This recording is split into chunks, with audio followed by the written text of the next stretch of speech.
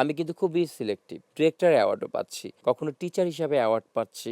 Award পেলে হয় কি একটা মানুষের মধ্যে কিন্তু উইল ফোর্স ইচ্ছাশক্তি বাড়ে। অনেক সময় অনেকে আমাকে ভাবে যে আমি মনে হয় খুব মুডি। কিন্তু না, আমি বোল্ড। আমরা তো যাই, আমাদের তো কাজ আছে। আমরা তো কাজ করছি। আপনি দেখেন আমি যে অ্যাওয়ার্ডগুলো পাচ্ছি, আমি কিন্তু অ্যাজ আ ইন্টেরিয়র ডিজাইনার হিসাবে অ্যাওয়ার্ড পাচ্ছি কখনো, কখনো অ্যাজ আ ফ্যাশন ডিজাইনার হিসাবে অ্যাওয়ার্ড পাচ্ছি, কখনো নৃত্যশিল্পী হিসাবে অ্যাওয়ার্ড পাচ্ছি, কখনো টিচার হিসাবে অ্যাওয়ার্ড পাচ্ছি, কখনো ডিরেক্টর মানে ডিরেকশন যে দেই, ডিরেক্টর অ্যাওয়ার্ডও পাচ্ছি।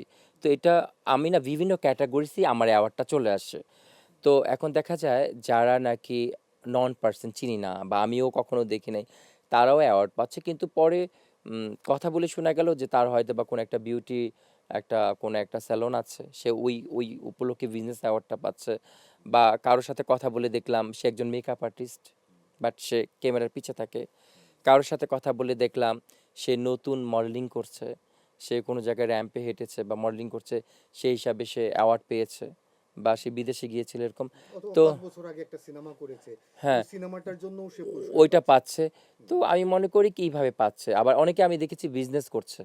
মনে করেন তাকে কেউই চিনে না। তার একটা বড় বিজনেস আছে। বসুন্ধরাতে, যমুনাতে একটা বড় শপ আছে। তো সে ওইখানে ওই শপের যে কি আসছে ওইটার উপলক্ষে সে একটা সুন্দর মানে ওই বিজনেস অ্যাওয়ার্ড পাচ্ছে সে। মানে ক্যাটেগরি অনেকগুলো থাকে ক্যাটেগরিজ। তো এইভাবে তারা দিচ্ছে। তো আমি মনে করি যে এই বিষয়টা আমি মনে করি কি যে যদি মানে আমার চোখে এরকম লেগেছে যদি এইভাবে পায়, তো আমি মনে করি এটা ভালোই, খারাপ না। কারণ কি অ্যাওয়ার্ড পেলে হয় কি একটা মানুষের মধ্যে কিন্তু উইল ফোর্স ইচ্ছাশক্তি বাড়ে। আমার চোখে এই পর্যন্ত যারাই অ্যাওয়ার্ডে এসেছিল বা যারাই দিচ্ছে না কেন, আমার কাছে মনে হয়েছে অনেক বড় মাপের যারা এসেছিল তারা দিচ্ছে এবং তাদেরকে আমি চিনি, ব্যক্তিগতভাবে চিনি। এরকম আমি দেখেছি যারা এসেছে। আবার কিছু কিছু প্রোগ্রামে আমি দেখেছি নন ফেস আমি চিনি না, কিন্তু পরে শুনলাম উনি অনেক বড় একটা পদে আছে, মানে অনেক বড় একটা পদে আছে। তো উনি অ্যাওয়ার্ড দিচ্ছে, হয়তো বা সে একটা বড় কোনো দেশের কোনো একটা বড় একটা পদে আছে। ওইখানে ওই যে অ্যাওয়ার্ড যে বিভিন্ন ক্যাটাগরিতে হয়, ওইখানে তো শুধু আমাদের আর্টিস্টদের নিয়ে হয় না, ওইখানে বিজনেসম্যানদের নিয়েও হচ্ছে। তো দেখা যায় এই জন্য এদের কেউ একজন আসে, কেউ একজন ফিল্ম থেকে আসে, কেউ একজন গ্রুমিং থেকে আসে, মানে বিভিন্ন জায়গা থেকেই আসে। মনে করেন ৮-১০ জন লোক বিভিন্ন বিভিন্ন ক্যাটাগরিতে, কেউ একজন নৃত্যশিল্পী এসে দাঁড়ালো, সে নাচ করে, তার হাত থেকে অ্যাওয়ার্ড নিচ্ছে। আবার কেউ খুব ভালো পরিচালক সিনেমার ছিল, সে পরিচালক এসে দাঁড়ালো। হ্যাঁ, কেউ একজন দেশের। তো বিভিন্ন ক্যাটাগরিসের লোকজন থাকে, তো ওইভাবেই অ্যাওয়ার্ডটা দিচ্ছে আমি যেটা দেখেছি। তো আমি মনে করি এইভাবে। আর অন্য অনেক আমি অ্যাকচুয়ালি কি আমার ব্যাপারটা কি, আমি সব অ্যাওয়ার্ড শোতে চাই না। প্রথমত আমার ব্যক্তিত্বটা বলি, আমি কিন্তু খুবই সিলেক্টিভ।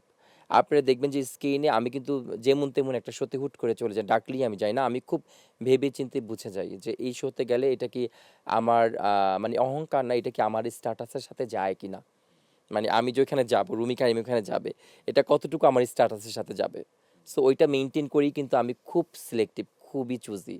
আপনি দেখবেন আমার ড্রেস থেকে জুতা থেকে শুরু করে সব কিছুতে চুজি। আমি যেখানে যাবো ওইটাও চুজি। আমি কার সাথে মিশি সেটাও আমি কিন্তু খুব সিলেক্টিভ পার্সন ছাড়া কিন্তু মিশি না।